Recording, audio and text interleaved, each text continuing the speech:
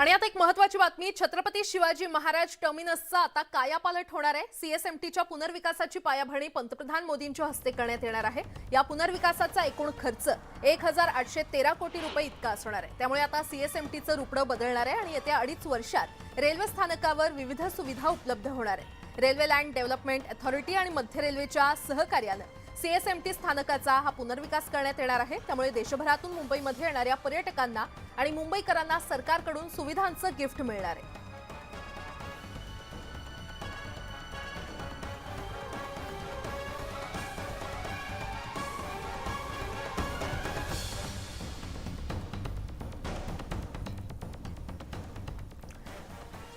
पंतप्रधान नरेंद्र मोदी यांच्या मुंबई दौऱ्याच्या पार्श्वभूमीवर मुंबईमध्ये ठिकठिकाणी नाकाबंदी करण्यात येते। शिवाय वाहतुकीमध्ये देखील बदल करण्यात आलेला आहे। तसंच दुपारी 12 वाजेपासून रात्री 9 वाजेपर्यंत पश्चिम उपनगरातील वेस्टर्न एक्सप्रेस हायवे आणि सर्व रस्त्यांवर अवजड वाहनांना प्रवेशबंदी करण्यात आली आहे। मात्र यामधून रुग्णवाहिका, शाळेच्या बसेस आणि इतर बसेसना वगळण्यात आलेलं आहे।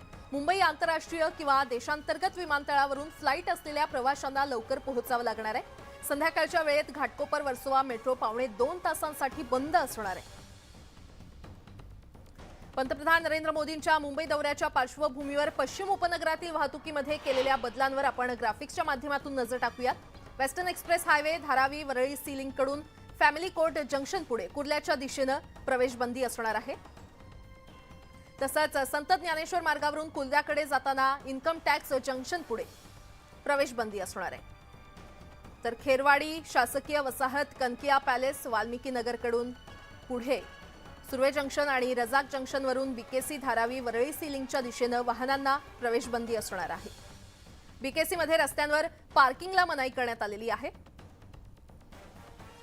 आणि कोणत्या पर्यायी मार्गांचा यावेळी वापर करायला हवा आपण ते पाहूयात। Western express highway Dharavi Worli sea link कडून एमएमआरडीए जंक्शन आणि धारावी टी जंक्शनवरून कुर्ला तसंच ईस्टर्न एक्सप्रेसकडे या पर्यायाचा वापर तुम्ही करू शकता। संत ज्ञानेश्वर मार्गावरून इन्कम टॅक्स जंक्शनहून कुर्ल्याच्या दिशेने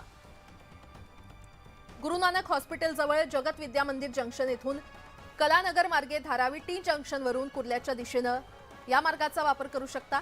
खेरवाडी शासकीय वसाहत, कनकिया पॅलेस, वाल्मिकी नगरहून बीकेसी परिसर, चुनाभट्टी, कुर्ल्याच्या दिशेने जाणारा मार्ग त्याचा वापर करू शकता।